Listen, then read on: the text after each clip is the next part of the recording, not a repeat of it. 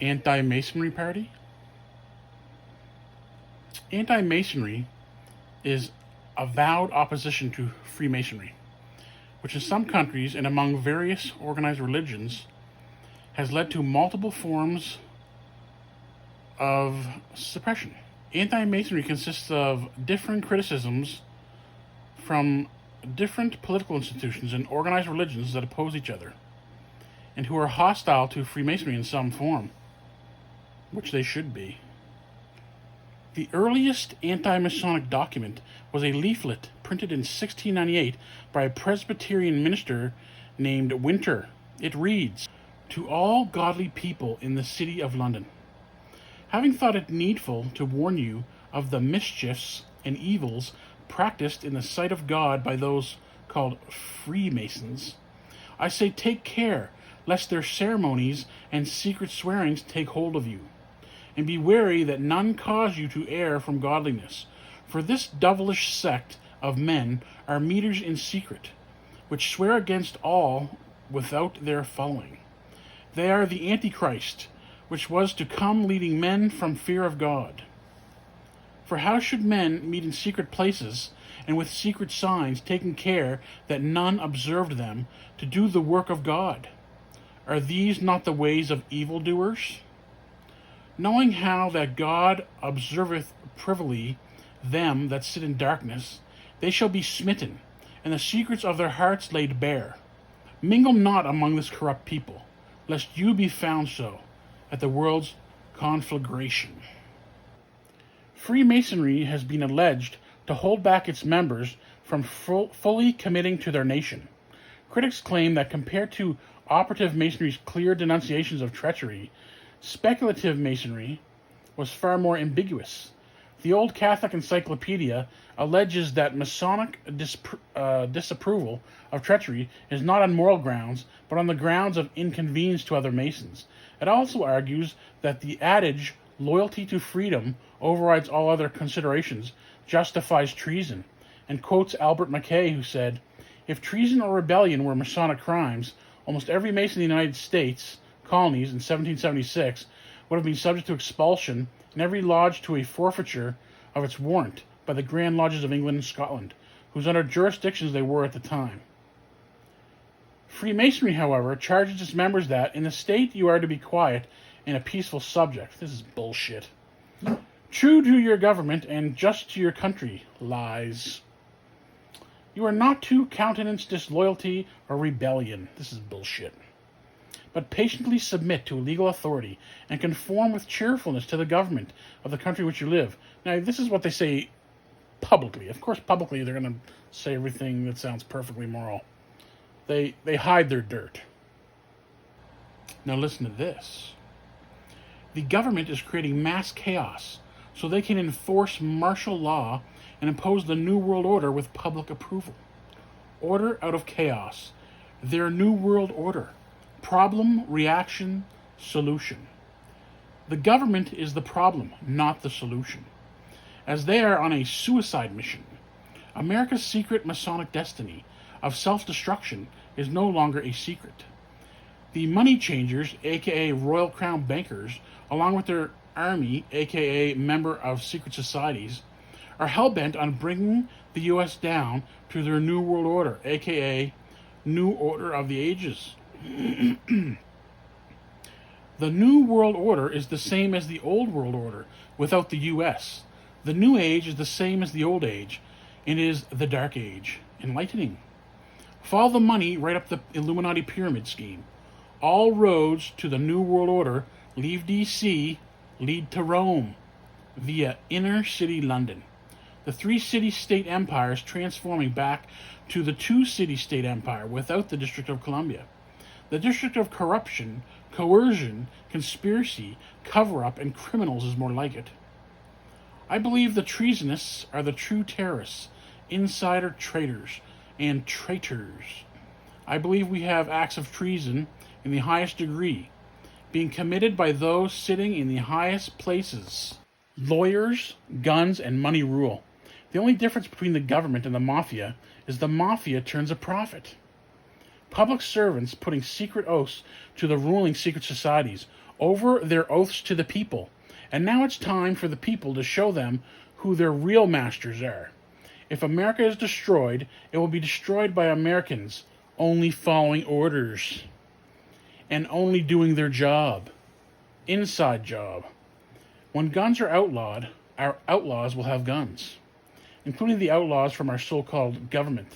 America will never be destroyed from the outside. If America falters and loses its freedoms, it will be because Americans destroyed themselves. That's from Abraham Lincoln. Mission accomplished. A nation can survive its fools and even the ambitious, but it cannot survive treason from within.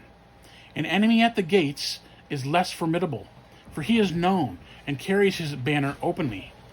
But the traitor moves amongst those within the gate freely, his sly whispers rustling through all the alleys, heard in the very halls of government itself. For the traitor appears not a traitor. He speaks in accents familiar to his victims, and he wears their face in their arguments. He appeals to the baseness that lies deep in the hearts of all men. He rots the soul of a nation. He works secretly and unknown in the night to undermine the pillars of the city. He infects the body politic so that it can no longer resist. A murderer is less to fear. That's from Cicero. I believe we are our own worst enemy, followed closely by our so-called allies. With friends like this, who needs enemies? The domestic enemy who is destroying the U.S. from within is the greatest threat to America today. You better wake up. Know your enemy. Take the power back. This is a plan, aka agenda, aka script, aka conspiracy. We're way beyond politics at this point. It's a matter of life and death, ours. Poly equals many. Ticks equals many blood-sucking organisms. Political science is the systematic study of governance by the application of empirical and generally scientific methods of analysis. Political science examines the state and its organizations and institutions, also encompassing studies of all the societal, cultural, and psychological factors that mutually influence the operation of government. Govern equals control. Mint equals mind. Government equals mind control. The government's organizations and institutions have the U.S. living in an insane asylum. The war is on, for and against our minds. The first duty of a patriot is to protect their nation from enemies, both foreign and domestic. America was attacked on 9/11, and the rights of Americans have been stripped, and the people need to start acting like it. 9/11 led to the Patriot Act and the NDAA, the National Defense Authorization Act. It allows indefinite detention without trial or representation. The NDAA also legalizes government propaganda used against the U.S. Many of our so-called leaders and New World Order outlets are now calling the U.S. the homeland. One of the few things the current president and your last president can agree on is America is like, the Soviet Union? There's nothing patriotic about the Patriot Act. I believe that the secret CIA are agents for the evil royal elite Federal Reserve rigged system at the direction of the Council on Foreign Relations overseen by the State Department. They are all enemies of the United States in this guy's book. The war on terror is a war on us. Inside job. The war on terror is secret intelligence agencies against secret counterintelligence agencies, and those with any intelligence know it. I think it's the intelligence agencies against just the regular people who aren't in secret societies. Our so-called government created and built Al-Qaeda. What would make anyone believe ISIS is any different? When all else fails, blame the aliens. Yeah, that's bullshit. You would have to be living on another planet to believe anything they say at this point. They blame everyone but themselves, the guilty. The blame game is alive and well in D.C. America was attacked on 9/11, and the people must stand for the truth or die by the lie. We promised never to forget 9/11, and it's time to pay up. before we pay the ultimate price for allowing ourselves to be ruled under secrets and lies. The truth or the end, our choice. 9/11 truth is the only answer we have left. I believe 9/11 was a controlled demolition, which was part of an occultist ritual to bring the U.S. down to the New World Order. I believe the blue puppets on the left and the red puppets on the right are having their strings pulled by the same puppet masters. I believe they also pulled off 9/11. The American dream has been transformed into a nightmare. Everything from JFK to 9/11 to today is a rich man's trick. As America is bankrupt today, follow the money. If it's not if we're bankrupt, it's when they tell us. Could be tomorrow. It says, I believe we are being set up to default to the New World Order. I believe the massive military-industrial complex built on a credit card will be used against the U.S. when we default. I believe we are about to pay for it with our freedom, our nation, and then our very lives. The root of all evil rules. In greed they trust. Follow the money. Headlines about the deep state are resurfacing again today. Hopefully the deep state is in deep shit.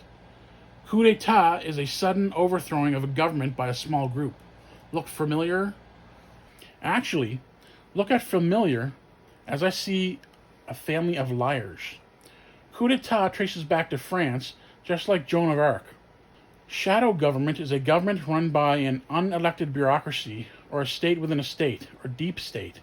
So the deep state is just, it's the Freemasons and the Jesuits. The deep state is a body of people, typically influential members of government agencies or the military, believed to be involved in the secret manipulation or control of government policy. Now let's go back to the Anti-Masonic Party. The Anti-Masonic Party was formed in upstate New York in February 1828. Anti-Masons were opponents of Freemasonry, believing that it was a corrupt and elitist secret society which was ruling much of the country in defiance of Republican principles. Many people regarded the Masonic organization and its adherents involved in government as corrupt, just like today.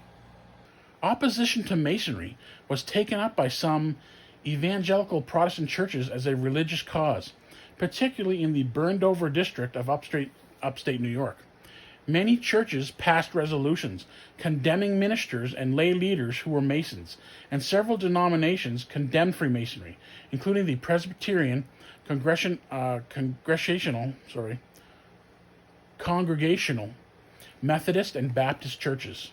Anti-Masonry became a political issue in Western New York, where early in 1827, many mass meetings resolved not to support Masons for public office. In New York, the supporters of President John Quincy Adams, called Adams Men, or anti-Jacksonians, or National Republicans, were a feeble organization. Adams' supporters used a strong anti-Masonic feeling to create a new party in opposition to the rising Jacksonian democracy nationally and the Albany Regency political organization of Martin Van Buren in New York. In this effort, they were aided by the fact that Andrew Jackson was a high-ranking Mason and frequently spoke in praise of the organization. The alleged remark of anti-Masonic organizer Thurlow Weed that an unidentified corpse found in the Niagara River was a good enough Morgan, until after the 1828 elections, summarized the value of the Morgan disappearance for the opponents of Jackson. In the elections of 1828, the new party proved unexpectedly strong. Though its candidate for governor of New York, Solomon Southwick, was defeated, the Anti-Masonic Party became the main opposition party to the Jacksonian Democrats in New York. In 1829, it broadened its issues base when it became a champion of internal improvements and a protective tariff. Anti-Masonic Party members expanded the use of party-affiliated newspapers for political organizing by publishing over 100, including Southwick's National Observer and Weed's Anti-Masonic Inquirer. By 1829, Weed's Albany Journal had become the prominent anti-Masonic paper, and it later became the leading Whig newspaper.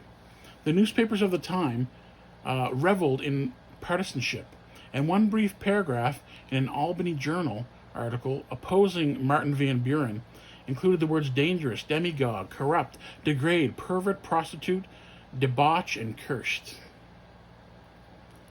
A national anti-Masonic organization was planned as early as 1827, when the New York leaders attempted unsuccessfully to persuade Henry Clay to renounce his Masonic membership and head to the movement. By 1830, the anti-Masonic movement's effort to broaden its appeal enabled it to spread to neighboring states, becoming especially strong in Pennsylvania and Vermont. In 1831, William A. Palmer was elected governor of Vermont on an anti-Masonic ticket, an office he held until 1835. Palmer's brother-in-law, Augustine Clark, was an anti-Masonic presidential elector in 1832, served as Vermont State Treasurer from 1833 to 1837, and was appointed to the Anti-Masonic National Committee in 1837. Other Vermont anti-Masonic electors in 1832 included former Governor Ezra Butler and former United States Representative William Strong. The highest elected office held by a member of the Anti-Masonic Party was governor. Besides Palmer in Vermont, Joseph Ritner was the governor of Pennsylvania from 1835 to 1839. Though the Anti-Masonic Party elected no senators and controlled no houses of a state legislature, anti-Masons in state legislatures sometimes formed coalitions to elect senators and organize their chambers. The Anti-Masonic Party conducted the first presidential nominating convention in the United States history for the 1832 elections, nominating William Wirt, a former Mason. Anti-Masonry was deeply committed to conspiracy theories, just like today. Primarily the claim that Masonic elites were trying to secretly control the government. And they're still doing it today. As people become more mobile economically during the Industrial Revolution, it began to move west when new states were populated by white settlers and added to the Union. The growth of the anti-Masonic movement was caused by the political and social unrest resulting from the weakening of long-standing family and community ties. With Freemasonry one of the few institutions that remained stable during the time of change, it became a target for protesters. As a result, the Morgan Affair became the highly visible catalyst that turned a popular movement into a political party. See, the Freemasons, they murdered William Morgan. He was a former Freemason. He went and told all the secrets of Freemasonry. And the Masons murdered William Morgan. And then all the people found out about this, and then the Anti-Masonic Party popped up. Because people are just sick of the corruption and they ain't taking it no more. Under the banner of anti-Masons, able leaders united anti-Jacksonians and others who were discontented with existing political conditions. The fact that William Wirt, their choice for the presidency in 1832, not only was a former Mason, but also defended Freemasonry in a speech before the convention that nominated him, indicates that opposition to Masonry was not the anti-Masonic movement's sole issue. I don't know about that bullshit. The anti-Masonic movement gave rise to or expanded the use of many innovations which became accepted practice among other parties, including nominating conventions and party newspapers, in contrast to the Democrats, who always stressed unwavering party loyalty to the chosen candidates. The anti-Masonic heritage to the Whigs included a distrust of behind-the-scenes political maneuvering by party bosses. Instead, they made direct appeals to the people through gigantic rallies, parades, and rhetorical rabble-rousing. In addition, the anti-Masons aided in the rise of the Whig Party as the major alternative to the Democrats, with conventions, newspapers, and anti-Masonic positions on issues, including internal improvements and tariffs, being adopted by the Whigs. There was a second anti-Masonic party. A later political organization called the Anti-Masonic Party was active from 1872 until 1888. This second group had a more religious basis for its anti-Masonry and was closely associated with Jonathan Blanchard of Wheaton College. So there you have it, guys. Masonry's been around for a long time, and it's been causing problems for a long time. There's been anti-Masonic political movements in the past. And you know what? I think it's time for another anti-Masonic political movement, because these people are just a bunch of criminals, and they're violating people's rights in Canada, the United States, Australia, New Zealand, all of Europe. What do you guys think? Okay, that's the video, guys. Cheers.